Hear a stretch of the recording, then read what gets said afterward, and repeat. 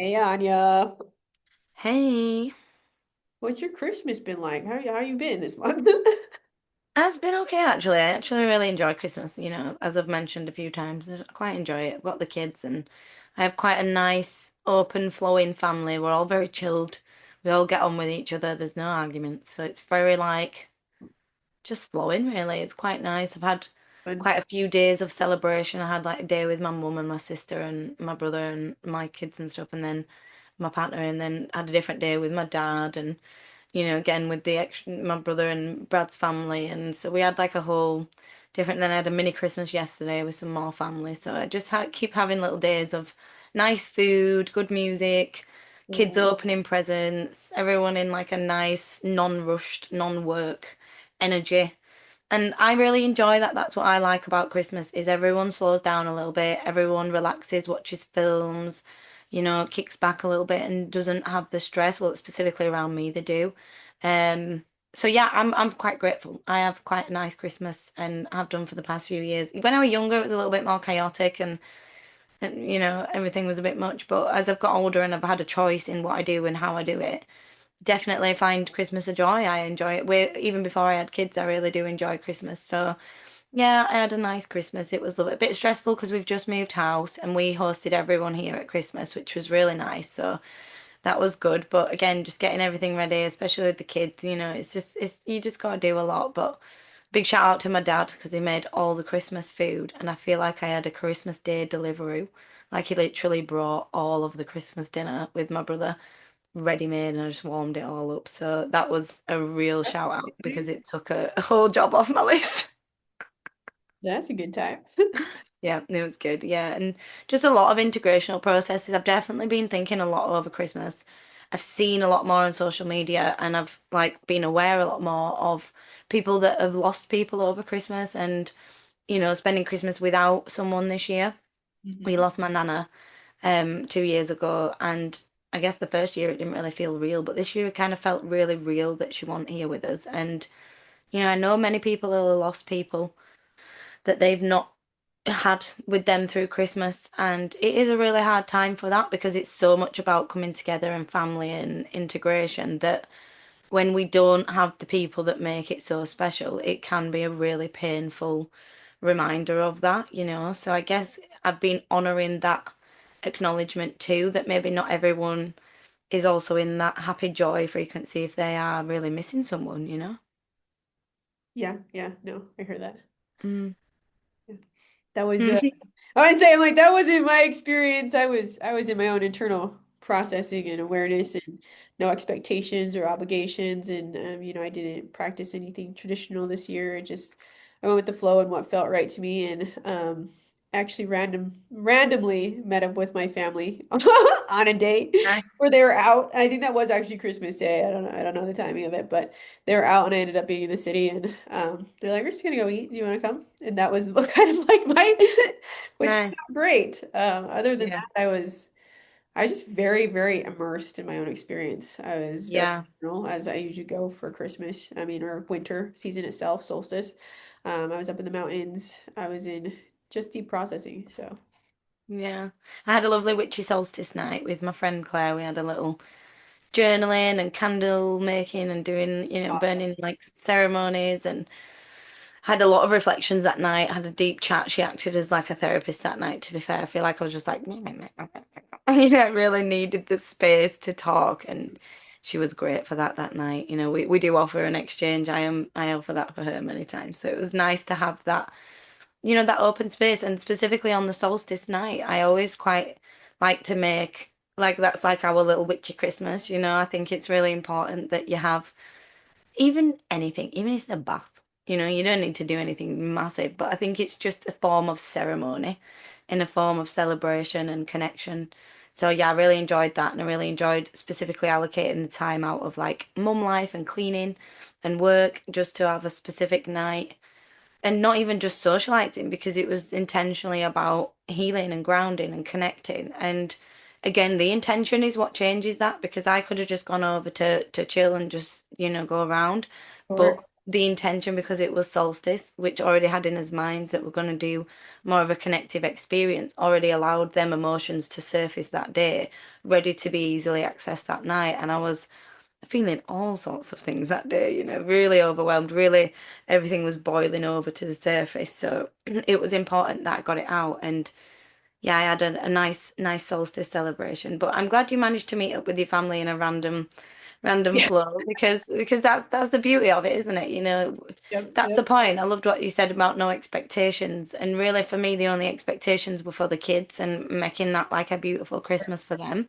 But everything else is just flows. I was late to a few things and rescheduled a few things and there is that not lack of pressure to have to always be perfect and showing up and doing that and doing this. And like I said, other than the kids really.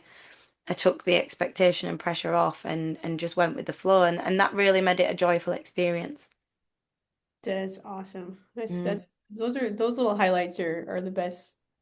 That is part of my experience, especially when I'm not looking at timing. I don't know which day is which, really, which is what happened Yeah. this winter. I was just like internal. I'm like, I don't have that concept of time, and then I just let those fun little joyful moments pop up as they do, and Yeah. it gives my body a whole bunch of excitement.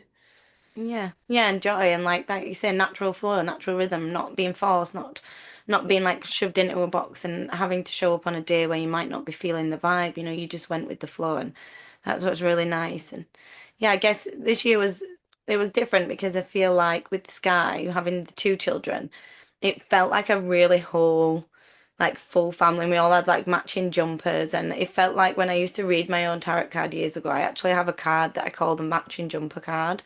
And Nice. because it's like that little cozy Christmas card. And I never used to see my life like that because I'm just like a little wandering fairy that just, here, there, everywhere with the wind. But this year it really felt like a very family orientated, very kid orientated, connective experience. And they are only very small like that for a little time. And so it is worth the commercial experience that you get whirlwind into and the overwhelm of it when you see the little faces and all their excitement, it is really beautiful. I've enjoyed it. Oh, that's awesome. Little munchkins. Exciting. They just make it so magical, don't the kids? They make like the whole experience of life so magical. Yeah, no, I enjoyed my partner's kids this year. Yeah. Also a very like kind of random experience that we just popped on that was a little bit unknown. But like we're not gonna do it. We're gonna do all the things that feel natural and fun. We're gonna randomize it. And it was just fun. Just had a lot of fun. Yeah. Yeah, and it allows, when you have the kids around, it allows you to step into your own inner child. It allows you to step into your own sense of like childlike self and remembering what that energy of pure joy felt like and pure excitement, Yep. unfiltered without, like when we have the excitement for Christmas and stuff, it comes with the pressure, like you say, and the responsibility, specifically for me to get everything for the kids and the plans and the decoration, so the excitement's there, but it's not necessarily for me. And when you're a child, it's like it's all for you. It's woo, it's such an exciting thing. And Phoenix is 2 this year, and he was laid in bed and he was like, "Mummy, I am so excited." And I just thought his little brain and his little body must be just so wondrous in the joy and the magic of everything that's to come. And so it just took me back to a place of real unfiltered joy and real like less adult, less human in the responsibility wise, and more childlike joy. And I guess I'd not felt that feeling for a long time because I do feel a lot of joy, but it does still come with the awareness of the adult. And I guess I'd not felt joy from the unfiltered child for a long time. And that was really nice to witness that experience and to witness that frequency again. Yeah, that's fun. I love that. I want to say that my excitement felt very different this year as I'm moving through processes. It's like it's not this fast, like high hit excitement or the dopamine hit that I would have normally gotten even for last year. It's like this um, very centered, like feeling that I get that's exciting, but I'm not Yeah, yeah, like it's processed a lot different this year. And even I went to go. I was driving and there was somebody who had puppies out, and normally my reaction would be like, "Hey, I'm gonna go see this puppy." My body was like, I might stop and look. Let's just go see. But I noticed in my body it wasn't like this huge excitement. It was I already have exactly what I need. I like that. I don't need anything new. And like it just didn't hit the same as it did. And to me, that's just telling my body that it's regulating more and more and doesn't need to be jumping at these things that it used to a long time ago. Yeah. Yeah, no, I do feel that though. I really do feel that because I've been trying to like limit myself to when I see something because I like to go charity shopping, thrift shopping, and like look for things and just I don't think I just like to wander around little, shops and spaces. And I used to see something and if I liked it, I had to get it because I liked it. And now it's more asking myself, it's great that you like this, but do you need it? Like, do you Oh actually yeah, need totally. this thing, Yep. And I went around the whole of the charity shops, didn't buy any clothes, but I got a little cardigan and I was like, yeah, actually, I really don't need it, but the want for it and the use for it is there, and I will accept the middle ground there because I was like, well, I don't really need it, so should I get it, But I really, really liked it, and so I was like, right, okay, we'll settle to the middle because you don't have one like that. We'll agree that it has some function, and it was like I was sat there having a conversation with myself, but like you say, recognize that I was regulated enough to actually ask these questions and actually sit with myself rather than just impulsively getting the things that I don't need and filling up my house with space, like clutter and space I don't want on Right. things, that just because I liked them. But is it going to have a use? Is it going to have purpose? And I think that's more what I've been trying to direct the questions towards. Yeah, yeah, no, I hear that. That's Mm. exactly what my space is. I'm a super minimalist. I don't have a whole lot. I like space in my where I live. I like a lot of space. I like a lot of light. So, I don't even have furniture or anything like that. I have a table in there. I have my meditation space and my workspace, and I love the flow that I have running through there without all the extra things because for me, my body who is so sensitive to everything, really, even the tiniest sound that I hear vibrating on the ground, have more sensory things in its pathway does not help. It overwhelms. No, and this is the thing, and I think also I've been doing a lot of work on like researching and educating on neurodivergency in women, and I think it's so under researched and so uneducated. That just reminded me, like, 'cause I'm the same. I'm like, fuck this, and I'm like, isn't it funny that something so small can create such a physical reaction in For the sure. human body and the human space? And that got me obviously looking into different things. And I have never been diagnosed medically, but I guess going to different psychologists and different, psychotherapists, things like that, you learn, and also do my own criminology degree and learning psychotherapy and understanding psychology. You learn things about your own brain, but I guess recently I've been looking into the actual different breakdowns of like ADHD, for example, because I Right. am like a walking poster for ADHD. Anybody that knows me would not without doubt, without any sense of a doubt, know that I would not need a piece of paper to tell you that. But it might be interesting to know a little bit more about how my brain works and what types and like how the functionings and the ways and the patterns to be able to actually work with it a little bit more because I feel like I had a recognition that of course my brain's not like normal and I knew that a long time ago. But I guess I didn't really understand. I still don't really understand, okay, but how and why and what things and methods I've learned many coping mechanisms over the years, but actually what useful tips are there by people that have researched these things? I know, Right. really, that we can look at and maybe educate ourselves. It's always my spirit guides that they like to sit on my nose, and it's like this constant itching. And it's only when my spirit guides are trying to work with me, and I'm like, wait a minute. But yeah, the neurodivergency in women. I've been listening to a lot of different podcasts and finding what works for me, listening to what like resonates with me, and turning off what does not because I'm very sensitive to energy and alignment of intention.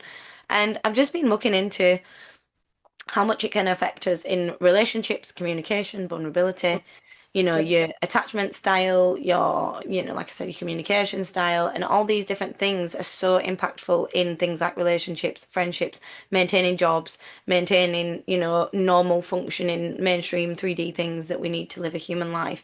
And I guess a lot of it mainly is alleviating the shame that we carry a lot as a neurodivergent person for not being able to do normal things.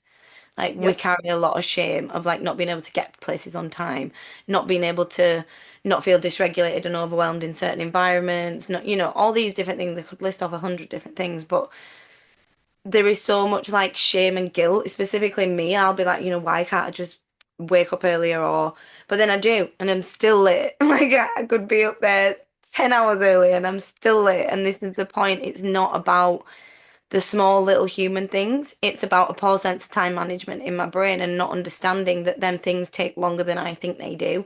And so everything then just take, and it's learning. That's what I've been doing. I've been learning so much more about Right. the concepts of it and the human brain and how neurodivergency can show up and how that does affect us. And I guess I don't really have a specific point to this. I just wanted to share, I just wanted to share that I've been doing spiritual. I mean, I started doing a criminology degree at 18 years old. I'm 28 now.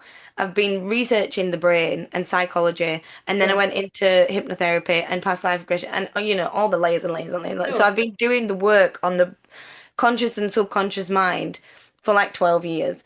And I'm still only just getting to this point of understanding my own neurodivergent functions and maybe I've done it backwards because I don't like labels and I don't like self-fulfilling prophecies, so I kind of avoid that stuff. So maybe that's on me.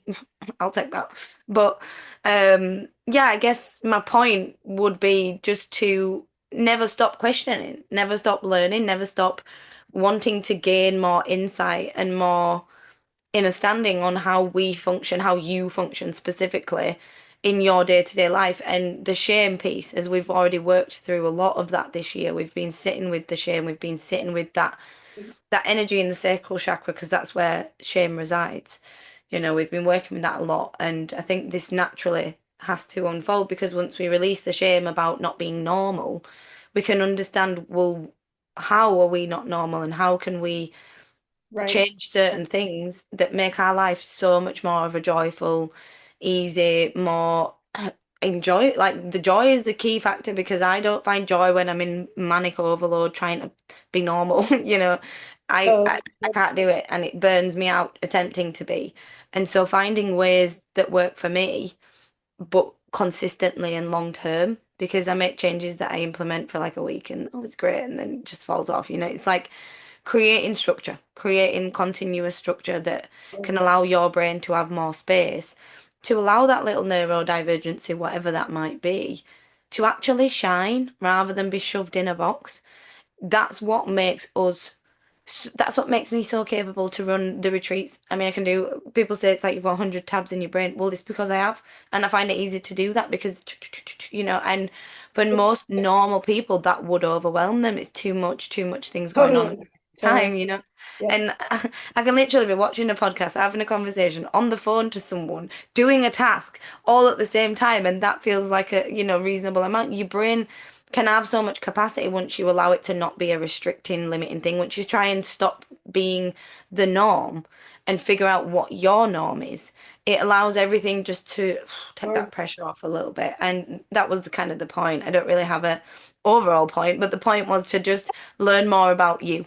Spend this time Totally. over this reflective solstice period. As they said, it's very much a time to go within. It's very much a time to explore who you are, what you're about, how your brain works, what you're experiencing in this human realm, and what that looks like now. Because I knew who I were a lot, and then I had kids, and then I kind of found myself again, and then it's just an ever-evolving project. But you have to constantly check back in with yourself on like, Totally. okay, how we doing? Who are we right now? What do we like doing? What's the joy inside?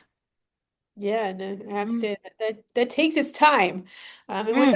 without any labels for me, let's just say I was out of the box. I'm full spectrum, baby. I'm on all the spectrums, diagnosed at a I young love it. age. But I was lucky that I had a mom who took that information and said, you know what? No, she just needs to be herself.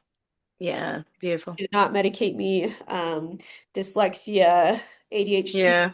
autistic savant tendencies, more so than not. And it was me. giving me the permission for myself to do that, but I did get slammed down and put masks on because I wanted to Mm. be normal. So much normal. I'm like, I'm gonna, this is a human, and my masks were very good. They're very intricate. Yeah, right? Like you would have no idea. You would have no idea I can mimic a normal human like nobody's business. Like, hang up, let's go, girl. Um, so I put down what I actually came in with, which was synesthesia, hyper spatial awareness, my unique ability to pick up patterns, which I was so just on point with, or colors, instruments. I put those down because I wanted to fit in. And how I work Mm. my masks were very specifically, I'm going to watch how humans are interacting, and I'm going to like, in my brain, it was mathematics, okay? In my brain, that was the pattern. It was mathematics down to a T, and I followed those mathematics and I put those masks on. Now, heading Mm. into this last year and into this December, I have a lot. I'm denaturing all these masks, right? They're one at a time, they're coming off for my body and my body to be able to embody that. In doing Mm. so, taking off these masks, especially for like this autistic outside the box portion of that, the ADHD portion of that, that means like I inflect in spaces like I've been walking to a store and I'm feeling the space and I have to, it's like a dance that I'm doing at Yeah. that point because that portion of how I'm perceiving that is not how my body's going to feel safe. So either I'm clicking with my fingers or I'm rocking a little bit so I can move my body into a safe space. But even that alone was so vulnerable. And it took Mm. me probably, well, obviously this month, but it took me a good period of time to be like, you know what, this is how my natural essence is appearing in the reality. And my body was like, if I want to be all of myself, own myself, the ADHD, all these pieces, the dyslexia, then I'm gonna be interpreting my reality that way. I'm gonna be out that way. I'm gonna be speaking that way. I might have moments where I'm on camera and I'm like, hold on a second, I'm having a moment, right? Like there's Mm. something coming in. And that is so deep and so vulnerable. And how do we move through these spaces and not be in the box and work with that? That is, okay, what does my system need for this particular piece? I'm feeling ADHD here, which means I'm on 50 billion channels all one time, right? It's happening. Okay, look, now my autistic point is coming in. I'm seeing every single pattern here in 2 seconds. How do I want to define that? How does it want to move through? What does my space look like? You know, I have one room that has nothing in it, absolutely nothing. I go in there when I don't need any stimulation, right? There's already too much going on, right? Mhm. Um, my living room doesn't have much in it except for a fireplace and a table. So if I want to create there, that's great. And then it kind of moves its way up to more stimulation as we go into my rooms, my office, my bedroom, depending on where I'm at. But I have to have that orientation. What timing is going to work for me because I work with clients. And for me to be high functioning in what I do, I need to have the space that I need in order to do that. I need my body to feel safe as I'm doing that. I need to have either water nearby that I can splash on myself or whatever the case is. So it's finding what timing works, what structure works. How am I going to reflect that? And then how vulnerable can I get with myself as I'm doing that? Because that means as I'm talking with you, I'm going to get real vulnerable here and say, man, I have times where I'm in the store and I just have to like sit there and beat my head for a second, right? There is too much stim going on. My body is hearing and sensing way too much at this moment. What does it need? And in order to do that in front of other people, it's also knowing that there's going to be possible judgments, right? There's going to be facets popping up. 100%. But And that is the definition of being human, no? totally. Yeah. And brave for you to honor that. And I totally relate. For me, I'm a bit of an escapist. I use headphones and I've lost them right now. So I've not Dang been it. shopping. I've not been food shopping since I've lost them because I can't bear the thought of having to go with all the like my body's already reacting to the thought of it, like Yeah. suffocation. Like it genuinely. It is a thing. Like it is a thing. We were all talking about it today, me and two friends that I went for lunch with the kids, and it was like genuinely is. We all have different ways that we do it. One of them runs in like they're on supermarket sweep and gets everything in 30 seconds flat. And I actually removed that pressure to do it fast. So I now take extra slow. Like it takes me like 2 hours to do a food shop, but I have headphones on. I'm listening to a podcast. I'm like cruising around, just getting one thing at a time, checking all the ingredients, like I really just make it a very slow experience so that I don't feel overstimulated at the time. So that's like my way of doing it. And then the other one online shops. So completely avoids the experience altogether. And it's Yep. like we were laughing about that literally today. And, I got so overstimulated in the car. Phoenix is going through like testing his energy. I'm having to digital detox him because we moved house and he was watching like Paw Patrol and things on the telly, and now his behavior started to change because of it. Like at first it wasn't that bad, and then it was like constant, kicking off for the telly and asking for it like first thing in the morning and for last thing on the night, and it's changing his sleep schedule. So I've had to really acknowledge this the past few days. It's been only like since we moved house 2 weeks ago, so it's been the past couple of weeks. It's been more intense and over Christmas, and so I'm detoxing him, and I'm noticing like the level of screaming and pulling and shouting, like it is so bad. And he's only two, and obviously his nervous system's not regulated, but the like addiction and the dopamine release that they must get off watching that, it must be so intense for him to have such a physical reaction. But then because his physical reaction is so intense, he only allows me to regulate his nervous system. He doesn't like his dad to regulate, or my parents, or any of his grandparents or family. He will not find a regulation from anyone else. He will specifically only come to me. My daughter, she's different. She'll allow to be comforted by my mom and by her dad. Fine, but my son, no, just only me. And so I've got the constant like he's like it's every time he sees me just bursts out screaming right now and like crying for love or what he needs, and it's like I feel like the past few days have been so intense that then we were driving and he was screaming for 35 minutes solid.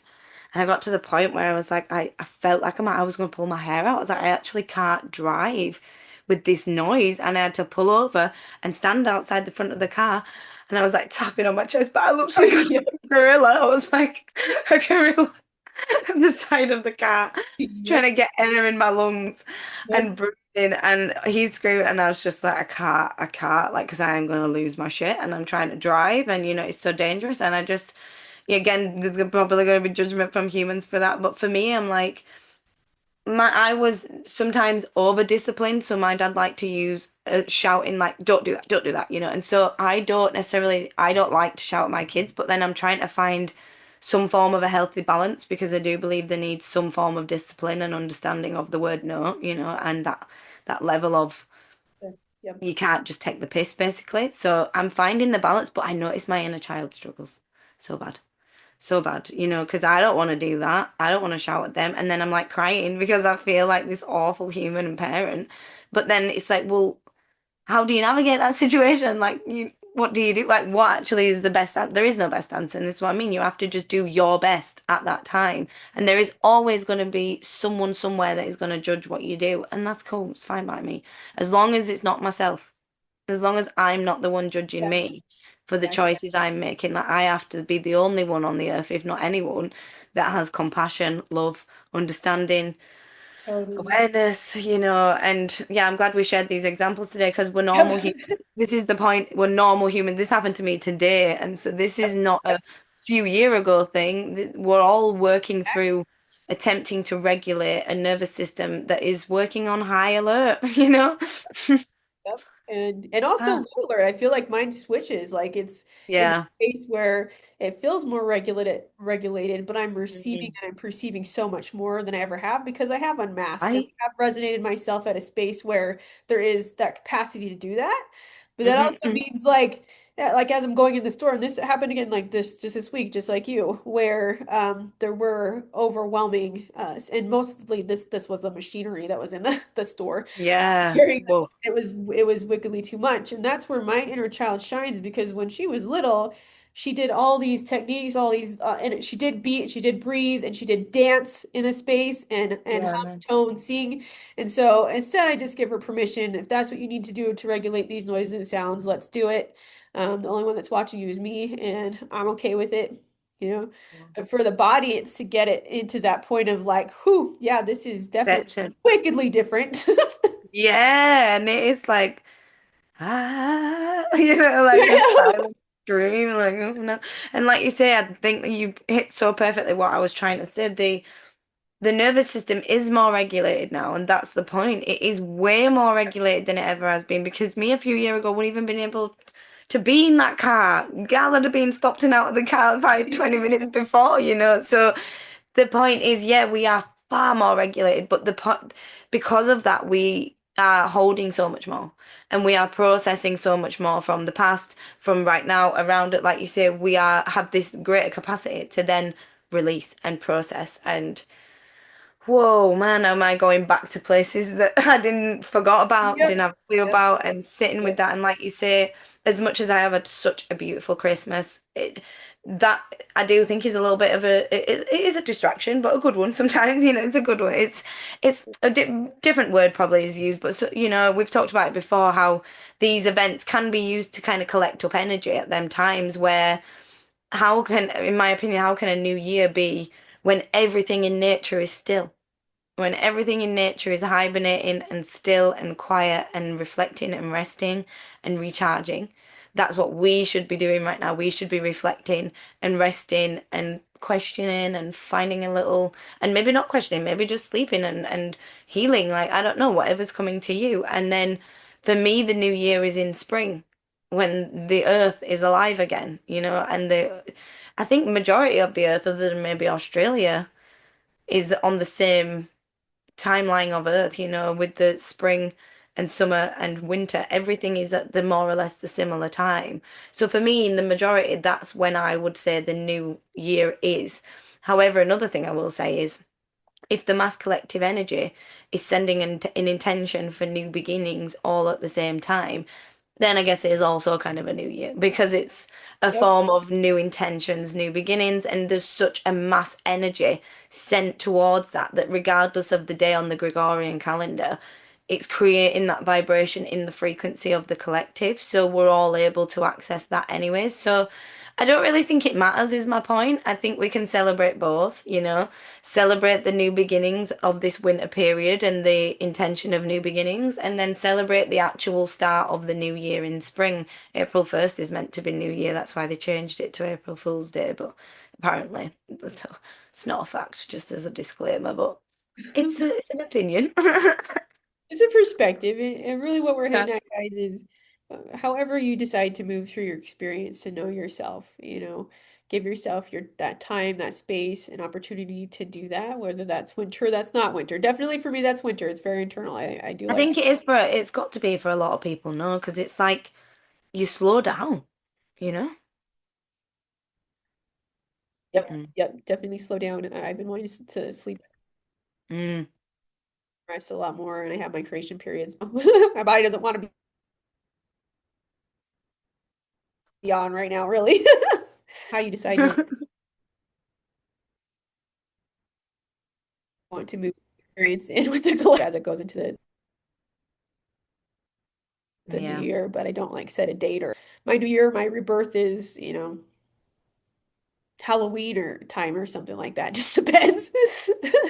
Yeah, no, it's true because man, we go through multiple a year, you know, it's like so many, like you say, death and rebirths. And I guess, yeah, I don't necessarily see New Year as that always. It's more for me like an intention setting point. I feel like it's a good time to set intentions of the vibration that's to come. So I do channel into that a little bit. But I guess the winter solstice period, the whole of December and, you know, going into the January period, February, it is about resting and reflecting and healing and, you know, finding the strength and the energy and all the things so that we can do that fast-paced movement going into the summertime. But this is the time where we recharge to have that energy to do that. So, you know, just kind of channeling into the natural flow of where we are and, you know, just looping back to the acceptance piece and the releasing of the shame piece, that can apply to all the things. And again, looping back to the neurodivergency in both men and women, you know, I guess I carried so much like shame about not being able to communicate properly sometimes and having an extreme reaction to being vulnerable, a fear of being vulnerable, like an extremely defensive reaction, quite sometimes aggressive, not physically obviously, but like very defensive of like, don't come at me, I'll come at you, you know, and that's very much present. And understanding that for me, that's just a genuine, not a natural flow for me, and it's a very difficult experience and a very physically sensory overloading experience for me to do. And that is why I'm having such a panicked fight or flight response, and my fight or flight is straight into fight. And so that's where my brain will go. And it just helped me understand that that's not, yes, I can change and have choice to work on that and not accept that behavior and say, oh, yeah, it's fine. But in the same respect, I can forgive and accept that that wasn't necessarily based upon a conscious choice of wanting to just be not a nice person. Do you know what I'm saying? There's an acceptance of knowing that that was me doing my utmost best, trying to regulate through experiences which were extremely difficult for me. And I was not giving myself awareness or acknowledgement for how difficult that was. And so my body was forced into a fight or flight space to survive the experience. And that then became a pattern on how to communicate because I didn't know, didn't recognize it, didn't acknowledge it, didn't realize where the root was, didn't, all the different layers to it. And I guess I never would have thought that one of the biggest routes towards that communication thing would have actually been understanding the neurodivergent functionings of my brain and how that affects me communicating. I'm working on a trauma perspective, thinking it's trauma based, and it's over here. I need to go the other way. I need to look at the Yep. the brain Yep. functionings rather than, and so I've been looking in the wrong place. And I guess that was my point earlier is the questions, sometimes you don't get the answers you want straight away. I've been working through all this stuff and working through so many layers for a long time that I guess I'm only just now putting pieces together on a bigger scale of my own brain, and I probably will be doing that for a long time to come, and so release the pressure to understand everything, to get everything, to fix everything, to be perfect, and just allow yourself to gain more understanding, but actually do the research.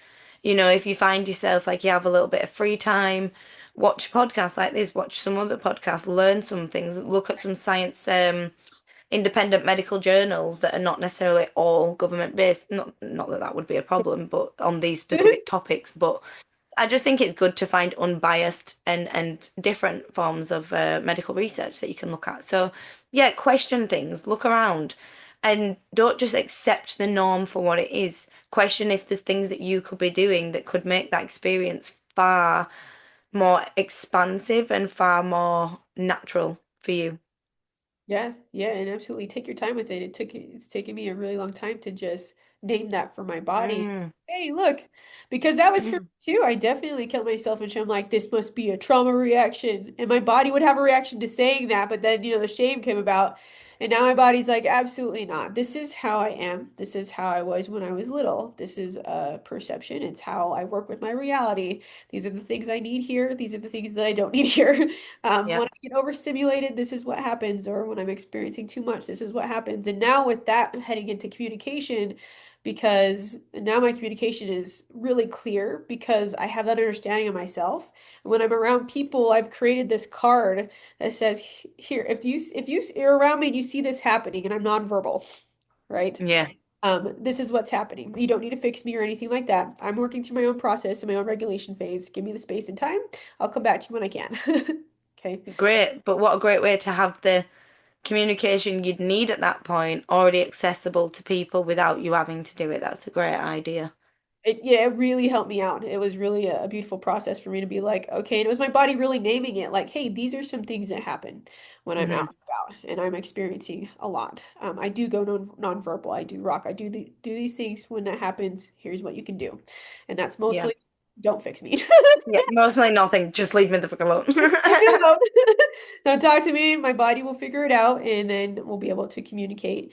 And I also created one for just sovereign connections and relationships, where it's like I'm going to respect your boundaries, what you're doing, what you're saying, what your choices, and I will take responsibility for my own things. If something needs to be repaired, then I will step up and say that. If I need to take accountability for something, then I'll say that. And that just gives my friends just a knowing that this is the respect. Here's how I how I work with this, how I perceive this, and I want them to know that because I've had definitely situations where things have needed to be in repair, and I've tried to work the repair, and some of those things weren't named or seen right off the bat, and so it was a harder time to work through. And so now I'm just very clear on my communication processes. Come on, boys, you got this. How they move through and how I want to interact with people, so I can keep my connections, so I can go deeper with my connections, right? Yeah. And so I can move this world in a way that actually works for me, where I feel empowered and where I feel sovereign, and not like, oh my God. Yeah. No, but it's so true because without that acknowledgement, you get left feeling like in the times where you can't regulate, there is something wrong with you, and that's not the case, you know. Like I must say, my mask is pretty good in most environments because I'm not exposed to a lot of environments that are that long out of my own choice, you know. So I kind of have my own comfort zones, my own flows, and I very much stick to them unless I'm traveling. And then the traveling is where I get triggered a lot sometimes, and I'm having to really work with that. And yeah, I think sometimes having the acknowledgement and being able to communicate that either pre-hand or in for some other form, because when I'm already at that place of not being able to communicate it, mine's not sometimes not verbal, it's just not being able to communicate what I need to be able to communicate clearly because I'm really overwhelmed and can't, like you said, verbalize the right words at the right time, you know? And so yeah, and it's difficult because then you're carrying this guilt and shame, like, why can't I just do that? Why am I not just a normal person? Why is everybody else on the plane or the train or the journey being able to do that? And you like internalizing all this shit, and it really is. It's a difficult game to play, and it's the same thing in relationships. You know, it's been like a fucking hoop I've jumped through for the past 15 years, and it's you yo-yo between this wanting to have this outcome, but then your brain not being able to find a pathway to get to said outcome, and usually creating the absolute opposite effect because your brain can't find a natural, normal way to sit with the uncomfortability. It's the uncomfortability that creates then usually the issue and the trigger, and then the fight or flight response and the defense and the aggressive. And so it's like this cycle that's created from this inability to just be able to communicate. And I think people do not know that. Like, if you do not experience this and you've never met anyone with this, or you don't live with someone with this, and you just kind of know someone that you might have seen a few times, you've probably not seen them unmasked. There's many people that don't know me unmasked that I consider them friends, but they're like different level friends, you know? Like, I have these friends and I have these friends, and these friends can see, these friends do not see, you know? And it's like different levels of visibility. And again, that part might be me not owning all parts of me fully yet, and that's okay. I'm okay with where I'm at right now. But Definitely. it's acceptance. It's acceptance in all the places, in all whatever that looks like, whatever it looks like in all the places, and just releasing the shame, I think is a huge like keynote today. We have to acknowledge that we are usually the ones judging the most. Yeah, oh, totally. Mm. Absolutely. And more, I know it took lots of time for me to have those different safety parameters with different people due to acceptance and needing to mask up with certain facets. And then my body this year got was like, nope, I'm not playing that anymore. I'm tired. So I'm gonna unmask fully, and whoever's gonna leave is gonna leave. And I gotta tell you, a lot of people left, and that's okay. Yeah, I'm okay with that.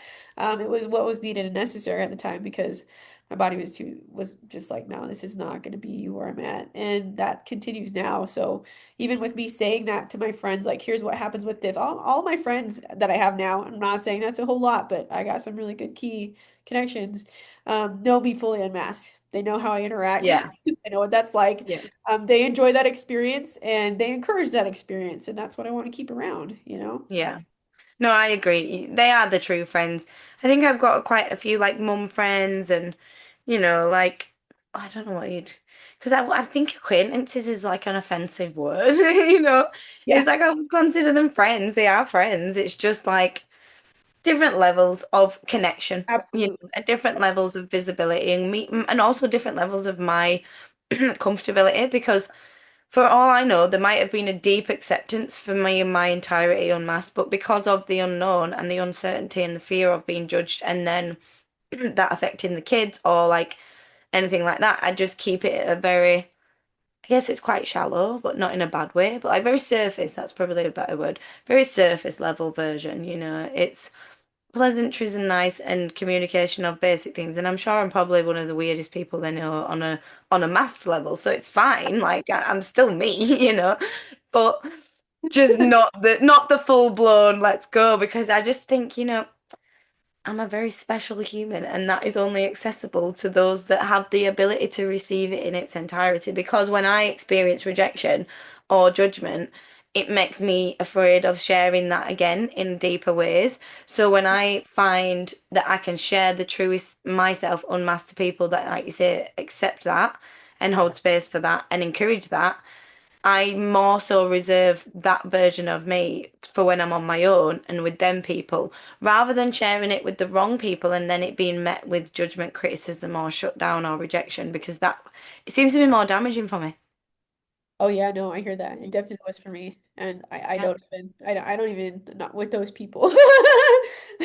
My body was like, absolutely not. They're not my reality. So we're not gonna interact that way. And knowing it goes through the whole process of okay, loss. Am I gonna get more connections? Okay, I'm gonna be on my own. Like all of those things process through that space as we're moving through these arenas. But my body was like, I'm too exhausted for that. I'm too exhausted to keep these masks up at this point. Like I Yeah. and that's just more deeper levels of I'm not judging myself while I'm out and about being myself. And Mm. for those that are coming into the space and that I'm attracting right now, I want to see you unmasked. I want to see you as yourself, and I want to be myself to entirely unmasked, and we'll probably be weird as hell together, but that's okay. Yeah, it's all good. That's what all of our retreats look like, anyways. Lots of Exactly. weird fairies dancing around, either under the sun, under the moon, Exactly. wherever we are. You know, love it, love it, love it.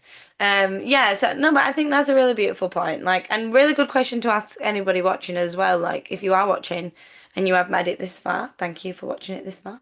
Think about how you can unmask today for the right people, or even just for yourself. Like, what is something you can do that makes your little inner self feel and if you kind of like what does that mean, because even though I know a lot about all the terminology and words, sometimes it's a little bit like what actually does that mean.